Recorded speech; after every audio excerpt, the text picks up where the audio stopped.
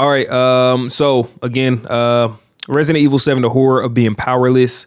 JoshuaTXI, my main man, my mod, the homie that's been supporting me on this new channel since day one. I really appreciate that shit, man. We're about to react to this video, and I'll put the VOD up. I'll put the VOD up on YouTube. So, hell yeah. Let's watch it.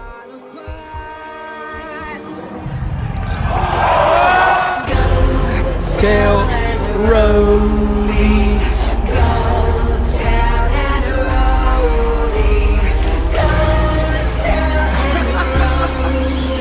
I'm gonna mute myself while I'm chewing, but I'll say something if I need to.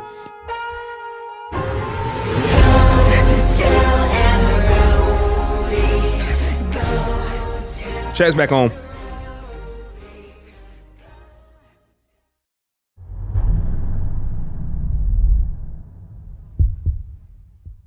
In Resident Evil 7, you play as Ethan Winters, a former systems engineer, an utterly ordinary man with nothing remarkable about him. He's no hero, no special agent, just a man on a mission. Josh, I'm about to get on your ass, bro. No diddy. You was recording a damn fucking low ass bit rate, bro. You welcome, by the way. To find his wife, Mia, who vanished without a trace 3 years ago. Ethan's journey takes him to rural Louisiana to the eerie, long-abandoned Baker estate, following a strange video he received out of the blue. Once Ethan pulls up, you're instantly thrown into a first-person view for the first time in Resident Evil history. As you explore the outside of the estate, you quickly find yourself slipping through the back door of the rotting mansion, finding evident signs of its decay, hinting that nothing good awaits inside. After stumbling upon a videotape, Ethan watches 3 TV producers navigate the same house, revealing clues on how to proceed in the claustrophobic, maze-like estate. Not long after following their footsteps, Ethan finally finds Mia, confined to a cell in the basement, alive but terrified. She warns Ethan that he shouldn't be here, that something is wrong. She guides him through the dark basement, only to vanish suddenly. And when she reappears, she is transformed into something paranormal. This is our first taste of how powerless Ethan truly is. The Mia he knew is gone, replaced by a feral, supernaturally strong being who thrashes him around effortlessly. Despite managing to survive this encounter, it's meaningless. Mia just keeps coming back, driven by a horrifying force that defies reason. Ethan arms himself with an axe, but even that doesn't help for long. The futility of it all becomes painfully clear when she severs his hand, leaving him helpless and wounded, only to come after him again. He eventually finds a gun, but even that proves useless against her relentless, unyielding attacks. Any expectation of power that weapons might give is quickly shattered as you watch Mia shrug off your best shots, leaving you to survive through careful choices rather than brute force. Resident Evil 7 is defined by this. You're armed, yet feel utterly powerless. Resident Evil 7 hands you tools that create an illusion of control, but in truth, they're all ineffective, temporary solutions. This introduction nails the concept of true powerlessness. It isn't just about lacking resources, it's about having them and realizing they won't matter in most situations. Your guns, your axes, every weapon is a temporary solution. Ethan's ordinary, unskilled nature only enhances this feeling. He's untrained, unexceptional, just an everyman who's out of his depth. This is how the game transforms him into a believable proxy for the player, how any of us might be in his shoes. Every discovery of a new weapon feels like a chance at survival, only to become a hollow reminder of our limitations. The Baker family is designed to be an unstoppable force, and Ethan almost as their prey. Because of this, Ethan feels every bit as vulnerable as we would in this situation. However, if Mia was an introduction to this cycle, there's a man who forces you to learn these rules forever. Welcome to the family, son. That's why he's the GOAT! The GOAT!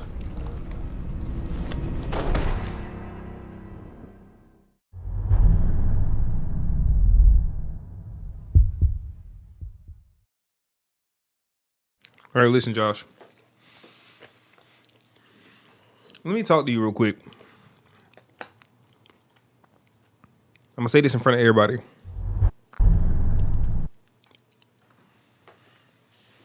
Why you ain't put welcome to the family, son? You just put the family, son.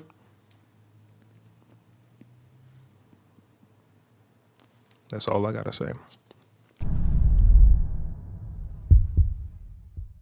Jack, Marguerite, and Lucas are the core threats in Resident Evil 7, each practically unkillable and able to regenerate from anything you throw at them. From the start, you're unwillingly dragged into their twisted world and forced to play by their rules. Strapped to a dining room chair, you watch in horror as they demonstrate their warped dynamics. Jack casually disciplining Lucas by severing his arm, while Lucas nonchalantly remarks that it isn't even the first time.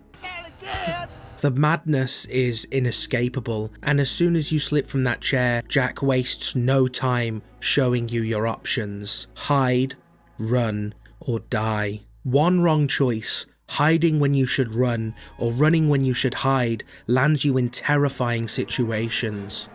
Howdy. When you finally acquire... Let me tell you something. The first time I got chased by Jack, my friends. The first time I got chased by Jack. You know when you realize Ethan don't run that fast? So when you realize Ethan don't run that fast and you hit his man breathing on your neck. Bro. I screamed. And then I played it on Madhouse, right? It's even worse. Bro, speed walking in Madhouse, bro. I've beaten in Madhouse multiple times, but holy fuck. Dude, it's nothing like that, bro. The house is... a gun, the options shift slightly, but the reality is even worse. Hide, run, stun, or die. That gun, your supposed lifeline, quickly reveals itself as a temporary tool. Against the Baker family, it functions like a toy, buying a few fleeting seconds to escape, but nothing more. Each weapon designed to kill is suddenly repurposed for mere survival, reinforcing how limited your power truly is. It's around this same time that you're also introduced to your inventory, and yes, you truly are expected to carry multiple weapons, ammo, puzzle pieces, and healing items with only 12 slots. This was an amazing choice by the developers though, as I found myself regularly ditching more powerful weapons to keep ones with more common ammo, forcing me to accept that if I wanted to survive, I'd have to rely on stunning more than killing. So your bitch ass crazy. Motherfucker like me, I just preserve my ammo and keep the powerful shit. You crazy. Oh, I'm gonna stun. Motherfucker, keep that powerful ass shit. What's wrong with you? However, what makes each Baker terrifying is how differently all of your choices play out based on who you're facing. Let's break down each Fucking family facts. member, their twisted strengths, and most importantly, how they rob you of any real choice against them. Let's start with Jack. He's the muscle of the family, an unstoppable tank who bursts through walls, hacks off your limbs, and tosses you around as if you weigh nothing. Jack's presence turns you into something fragile, forcing you to feel like wounded prey wherever he Skill lurks. issue indeed. Even with your best weapons, loaded with top-tier enhanced ammo, he barely flinches. At most, he might stumble, before immediately resuming his pursuit. Stumble? That's Jack's weak. not just unkillable. I wouldn't even He's move. utterly indifferent to your efforts. He's the type to shoot himself in the head, or calmly watch as you reattach your severed leg with the healing item That's a good show. he gave you. Every encounter with Jack drives home the brutal message: you don't have the power to stop him, only to survive. One of the most brutal moments comes during the garage fight, where Jack can take control of the car, recklessly ramming it into steel beams to make it painfully clear that whatever happens, it'll affect you more than it will ever affect him. When he blows I hope you know if you don't get into the car, the same shit happen, right? Lose his own brain That's just for people who don't know.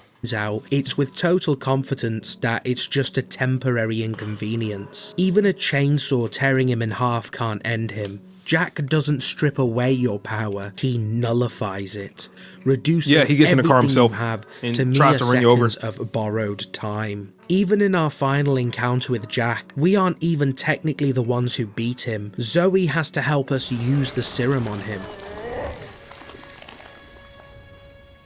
Then there's Marguerite, who doesn't rely on brute strength, but is somehow even more terrifying. She's not a towering juggernaut, but her fear factor is off the charts, stalking you through the decrepit old house. She controls swarms of bugs and carries a flickering lantern that casts shadows down the halls. One sight of her silhouette is enough to make you double back and reconsider your options. Unlike Marguerite. Jack, Marguerite drains you slowly, Marguerite, whittling down your get back in resources the and house. morale until you're forced to hide. She can't be stunned or halted. Confronting her is almost always a mistake, as dang, she'll it is. overwhelm you with swarms of insects that make aiming impossible, Yo, them turning bugs. your I hate them ammunition bugs. into wasted shots and leaving you with no choice but to retreat. Marguerite's true terror, however, is unleashed in her boss fight. Bro, that She terrified me so transforms much. into a nightmarish human-spider hybrid, skittering along walls and vanishing into shadows. Suddenly,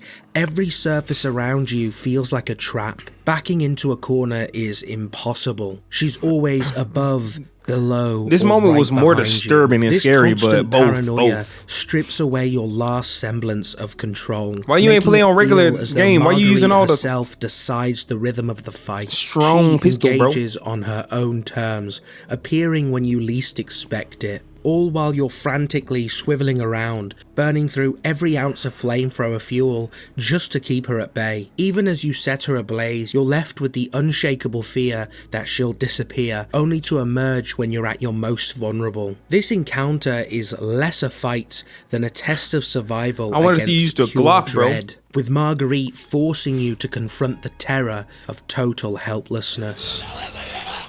Head ass. I Finally, feel that. there's Lucas, my personal favourite baker, and the one I have the most to say about. Lucas is an unhinged maniac who taunts you from just out of reach, a master of traps, mind games and puzzles designed to degrade and disorientate you at every turn. Some of his games are engineered for you to fail on the first attempt, like unscrewing a cap on a barrel only to have it explode later. Lucas doesn't just make you feel physically weak, he breaks you down intellectually. Even when you play by his twisted rules and complete his puzzles, you end up with loser cut into your arm and no trace of him left. Lucas doesn't need direct confrontation to make you feel powerless. He simply forces you into his games, stripping away your choice and leaving you to question every step.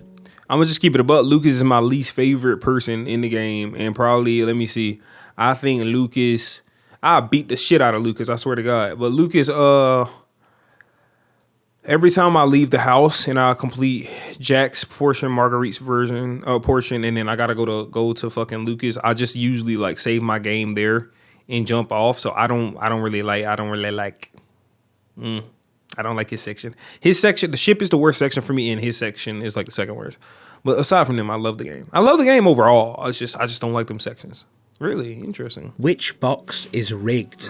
Which code can you trust? The developers went the extra mile with Lucas, crafting a villain who preys on your mind as much as your body. Through him, they drive home the message that no one in Resident Evil 7, not even the player, is special or exempt from feeling utterly helpless. Lucas, in my opinion, surpasses both Jack and Marguerite in every way as an antagonist.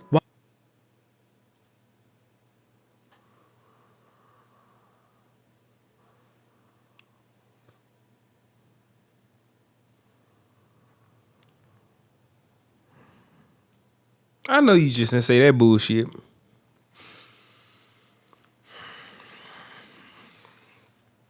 Yeah, fuck the sewers, bro. Fuck the sewers. That's why I love 4 remake, because they chop down on that a lot. Why the hell did you say that? That bro did not cook right there. This video is 25 minutes. He did not cook. While he may helpless, Lucas, in my opinion, surpasses both Jack and Marguerite in every way as an antagonist. While he may not be terrifying in the traditional sense, he masterfully exploits a different, subtle fear. No. But you just said in every way, and then proceeded to go no. Because like their fear factor is a part of being an antagonist, though. So you just said in every way, and then be like, but he different though.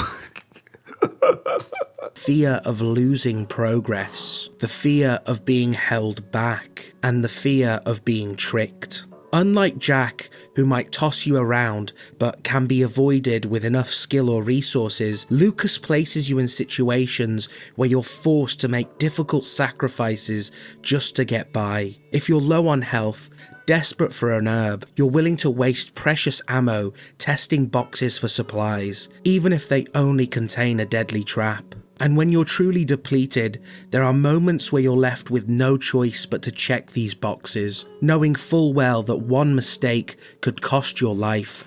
So they're taped differently, but if you get really close to a box and listen, you can tell which one have the bombs in them from the ticking time bomb. Me too. I hated those parts as well. I will say this. I fully disagree with your statement about that, because I'm gonna keep it about remove Jack and Marguerite from the game. Mainly Jack. Remove him from the game. Remove her from the game. Remove Evelyn from the game. And just put fucking Lucas in that bitch. And just make him the main antagonist. I guarantee your game gonna flop. He's not that. Character is a big part of this, and I think Jack just has the most. Like when people think about Resident Evil 7, they don't think about Lucas. Matter of fact, I forget about Lucas every time. I think about Jack Baker. And set you back entirely. Lucas doesn't need to over. Yeah, but that's just like also being like, well, fucking. You could be like, the store. If I go into a store, like if I go into Walmart, you can avoid the bread section, but like if you go into the bread store, you know, you can't avoid the bread. It's like, it's bread, bro. Like, yeah, and sure. And what about it? I'm not even saying Marguerite's the strongest one, but like Jack as an antagonist, like to be a good antagonist, man, like to write, like this goes into the script writing as well, screenwriting, because I do that as well. To be in good antagonist, bro, you got to be, first of all, memorable as fuck. Jack is that. You got to have something that makes the protagonist afraid of you, to feel like, oh, you push me back, to feel like, oh shit, you a big ass threat. That's Jack. You already covered the two things. Bro got hella charisma. We got hella riz. We ain't gonna talk about that though. And 3, so memorable, which includes having that riz, that charisma and stuff like that. Feels like a unstoppable fucking force, like an unmovable object. And he always comes back. He always comes back. He always comes back. He always comes back. And then 3, what's the third? What's another one? What's the third one? Just, you're like, kind of like let's say like a Negan or something like that, right? Like, oh shit, I hate him, but I kind of like him type shit. Like that helps as well. But you don't always need that. Sometimes you go to Game of Thrones and just make you despise a motherfucker, but folks love him. Yeah, but like, nah. I don't really, honestly, I could have cut Lucas out of the game and been fine with it, honestly. Yeah, exactly. Jack is literally that guy. He's an icon. If you talk about like 50 years later or some shit, and people gonna be talking about, oh yeah, Lucas, fuck no. Yeah, Resident Evil 8 was all right. Yeah, I know. I was just saying, like, just talking about your statement, it does bring up an interesting point, because you're the first person that I've ever heard say that, and it threw me off. I was like, well, I don't know. I just don't think Lucas has the... I just don't think he has it. But, you know, to each their own, you know, it's all right. That's why we love video essays though, because they offer different opinions, and then you get to talk about those different opinions and stuff like that. I'm thinking, and I'm thinking. I think he don't have to solve, and it's mainly because like every time I go into his section, I feel like I'm doing a chore. You know, every time I go into Jack's house or Marguerite's house, I feel like I don't know what's gonna happen. When I go through fucking because I did a speed run on Madhouse. Lucas is so much easier to just go through. And like, because you could just memorize, like, obviously the traps are gonna be different, but you can memorize the enemies and shit like that. It's just, yeah, but that's annoying though. That's just annoying. Like, it's not really, just because he poses a different type of threat doesn't make, I don't think that makes him better. I just think, but the thing is, the difference between hateable, like a good hate and a bad hate. Yeah, but you don't know that to the end. So throughout the game, it's like there's two different type of hates. Oh, I hate this dude, or I really hate this dude, right? And Lucas is like I hate this dude. He's annoying. I don't feel like dealing with him. Like, even in Game of Thrones, I hate Joffrey. I hate Ramsay. It's like, oh, fuck off. But, it's like, I love to hate this dude. Yeah, but like, I also don't, like, you raise good points, but I also don't think those points just make him a better antagonist. You could say he's underrated. I just don't think that makes him a better antagonist than them, just because he's different. Maybe if he had better delivery, maybe if he had better writing, like, and there's nothing wrong with his writing. I just don't think he's intriguing. I don't think the whole trap house is cool. That's just me though. It doesn't end in the fact that I was like, oh shit, he's the only one not controlled by Evelyn. Okay, cool, cut him out. But that's just me. Overpower you physically to exert total control. Yeah. He manipulates you psychologically, leaving you feeling I wouldn't have played it. Utterly at his mercy. There's no escape or temporarily getting rid of him as you can with Jack. There's no hiding and avoiding him like you can with Marguerite. Lucas is always 2 steps ahead, designing each encounter to feel like a rigged game where any hope of victory I would say this puzzle is probably my favorite part of his whole thing, though. This progress, one puzzle. He strips it away, reminding you that he can and will pull you back down whenever he chooses. This merciless dynamic not only sets Lucas apart, but elevates him as a more refined, psychologically unsettling villain, one who's always lurking in the shadows, ready to dismantle every shred of confidence you think you've gained. Also, a fun little side note, Lucas is the only member of the Baker family who isn't under control. He is actually just doing all of this because he wants to. Looky what I've got. What? What, Evelyn? I'm just trying to show him. Not everybody wants to go back to how things were. So he's a stupid bitch. She doesn't understand that I don't want to go back to how things were before my father found y'all.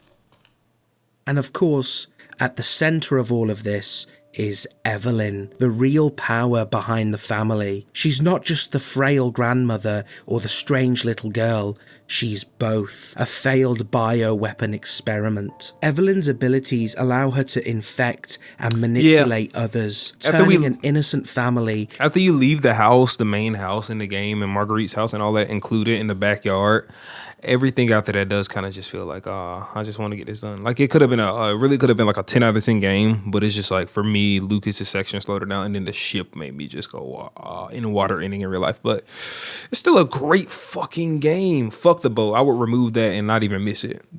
Into her own warped version of what a family should be. Through her influence, she imposes a twisted mockery of love and loyalty, stripping away her victim's autonomy.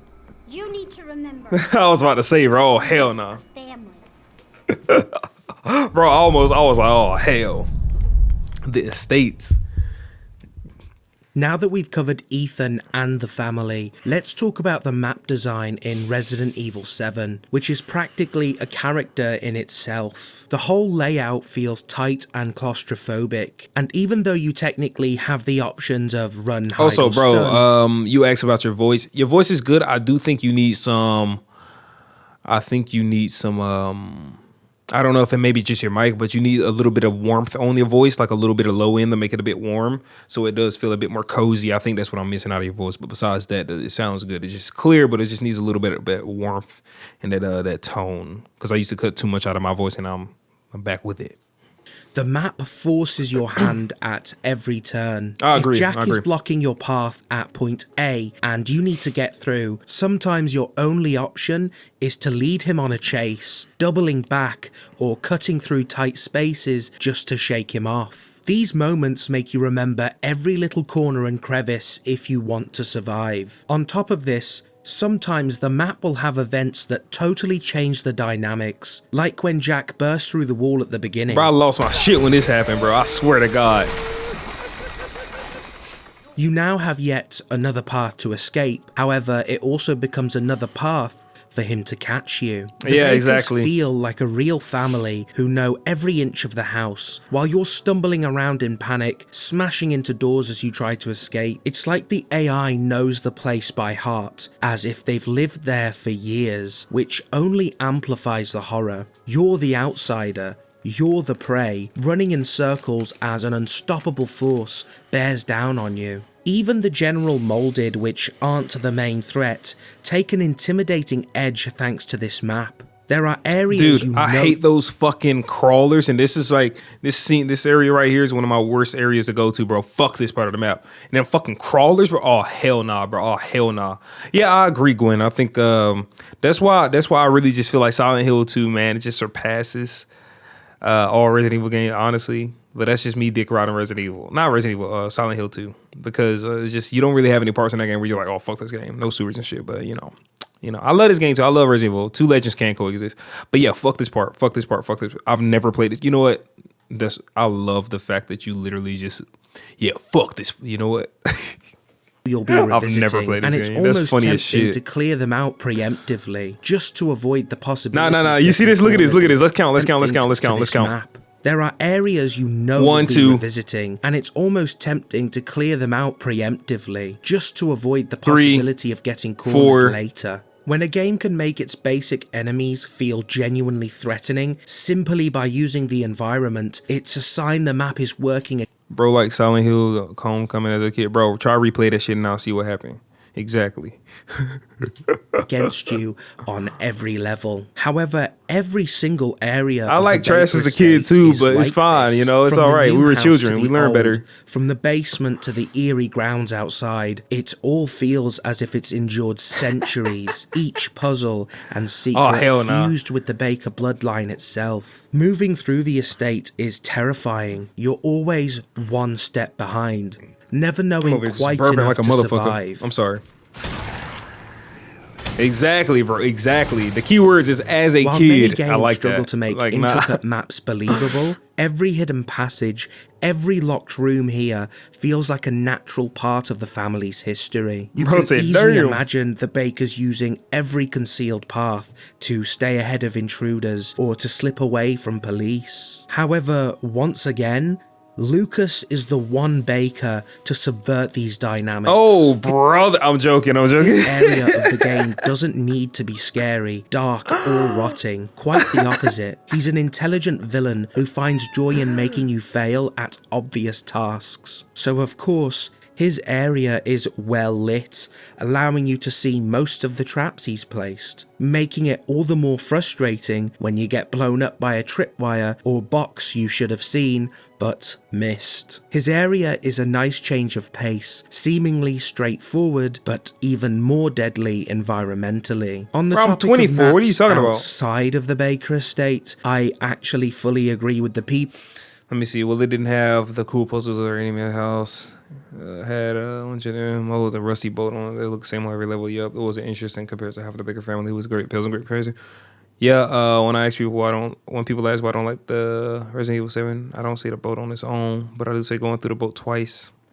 For me personally, it's a thought of momentum out of a plot and pacing. Fully agree. But I cannot see why others like it. I don't see why others like it. I would like to see some opinions on why people like the boat. I could never see why. A lot of force walking. Yep, force walking the cut scenes. A relatively small section. Go through it twice. Facts. Having to go level to level feels more cumbersome than moving around grounds or houses. Yep. My only problem with the boat is the labyrinth. It's all the same to me. It's yep. Fully agree with all that.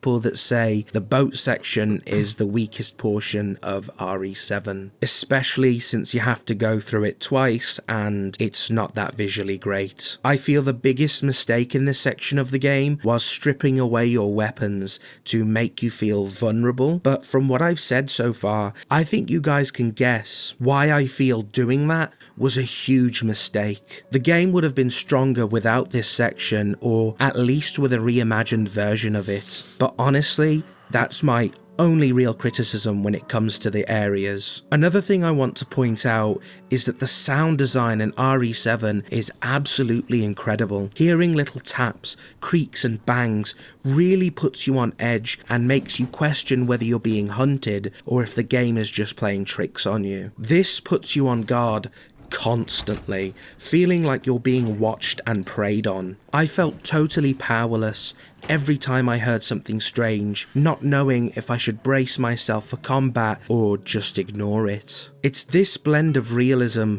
mystery, and decayed horror that gives the Baker estate its palpable fear factor. Each room has its own dark tale, hiding places, and puzzles to piece together. Yeah, it's very scary, especially if watching it for the first time or playing it for the first time. Oh boy. Out of all these elements, what truly gives Resident Evil 7 its feeling of powerlessness is how the story is told. From the very beginning, you know as much as Ethan does.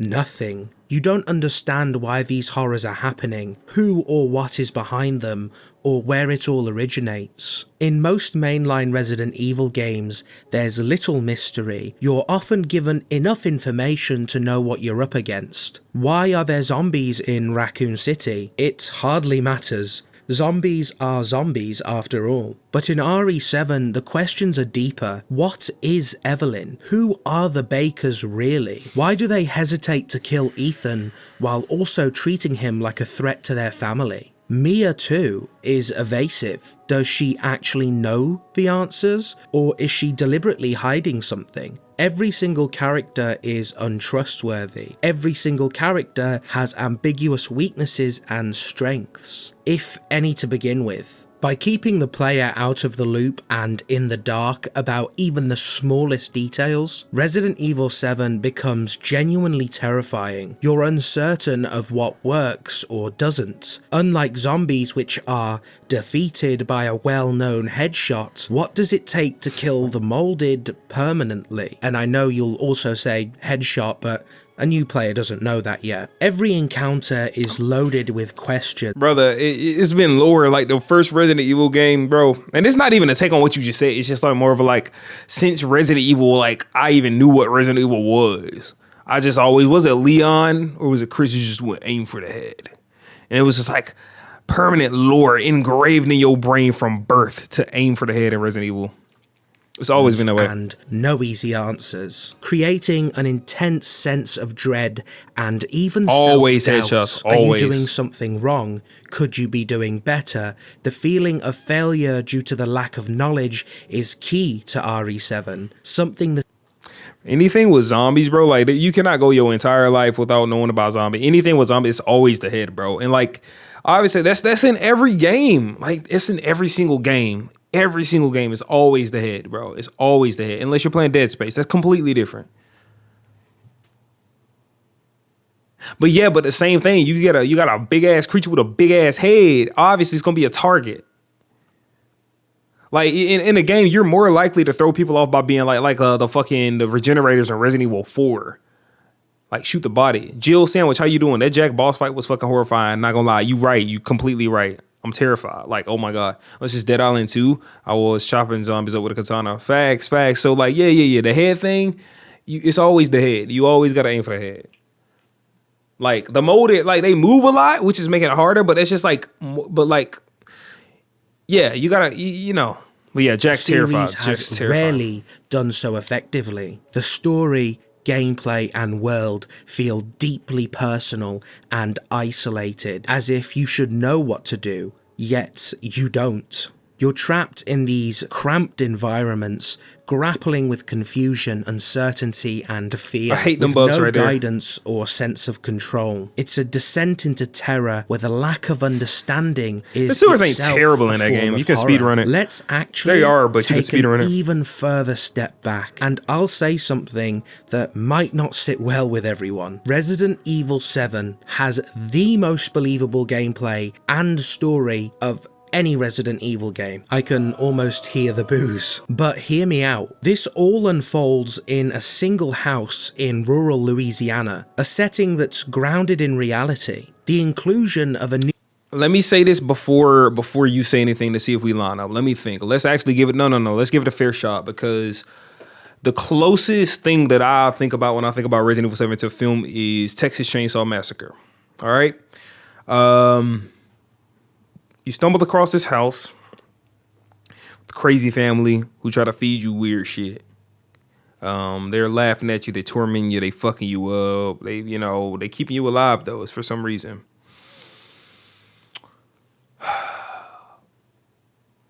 Bubba, yeah. Now let's think about Resident Evil 1. You go into this mansion. There's a fucking lab and shit like that. Like, I'm trying to think, like, Resident Evil mansion, weird shit, zombie dogs. Resident Evil 3, big ass nemesis motherfucker. Resident Evil 2. Why did I skip the Resident Evil 3? Resident Evil 2, zombies, fucking lab experiment sewers with a bunch of shit under them. Resident Evil 4, literally out of pocket. Resident Evil 5. Resident Evil 6, we don't talk about that. Resident Evil 8, out of pocket, as in like ungrounded.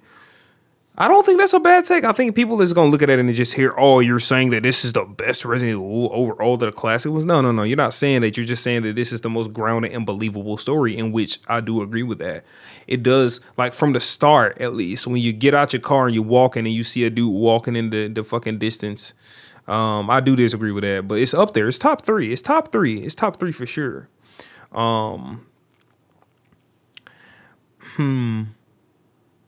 You're right. This is the most believable, like, if you were just walking into this shit, oh shit, until the evidence to shit start happening. Resident Evil 2 is the closest to a grounded game with zombies in it, yeah. I would say Resident Evil 3 goes overboard. And that's not a bad thing. Resident Evil is supposed to go a little wonky sometimes, but like, if you're thinking about believability, yeah, perhaps. For some reason, I'm just a huge fan of Resident Evil 4 Remake. I love Resident Evil 4 Remake, dude. That, and then Resident Evil 2, and then Resident Evil 7. But yeah, that's not a bad take. Nuclear family for this region feels authentic, and even Ethan's slim odds of survival. Dude, that right there is probably the thing that's creeped me out the most, like, out of the whole game. Like, just seeing here. Let me see, Jill. Let me just say, Village was excellent, and I asked my friend what's stopping them from doing Resident Evil 4 because of the way the game was developed, and 6 months later they announced it. I'm sorry, I need to reread your message. Village was excellent, and I even asked my friend what's stopping them from doing Resident Evil 4. Was it with the game was developed? Oh shit! Well, hey, boom, there you go. Village is good. I just there's a few things I didn't like. I didn't like the DLC that much. I thought it got a bit too fantastical, but it was, the game itself was good. Dami Mommy, I always love going into her mansion. It was fun. Yeah, I will say the first half of this game is very strong, and it does start to fall off. It does fall off. So yeah. Have you played? Motherfucker, have you played the remake? What's wrong with you, bro? I'll slap the hell out of the back of your head if you haven't played the remake. What is wrong with you?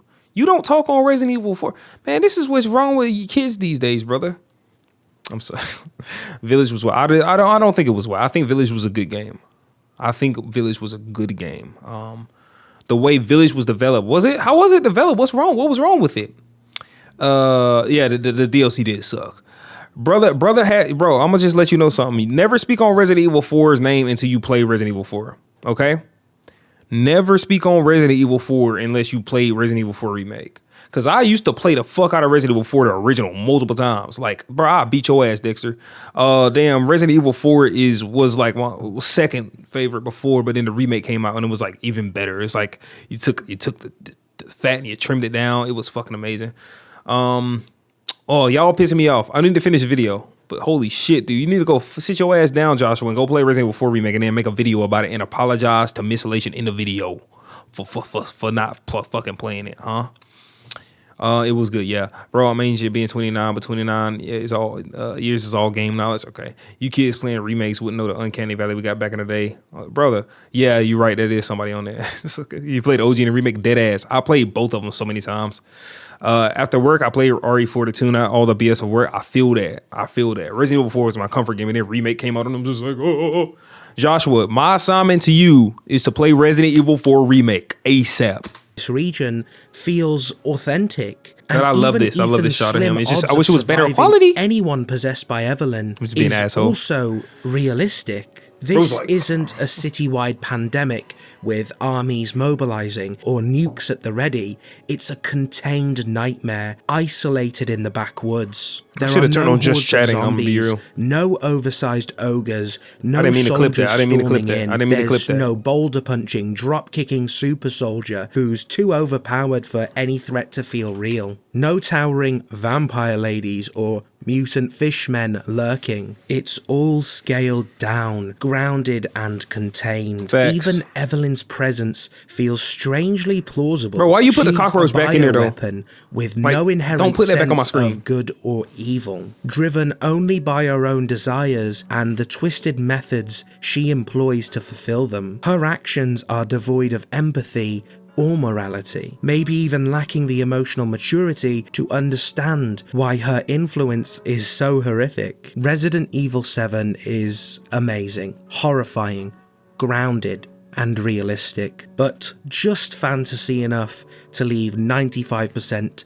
of questions unanswered. All of these design choices combined create a game that rips power from you and makes you feel like an actual, genuine human. Like someone not special. And that's why Resident Evil 7 may go down in the hearts of many as the greatest Resident Evil ever made.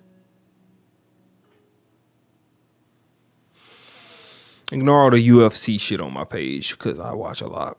And the future shit and everything else. Good video, bro.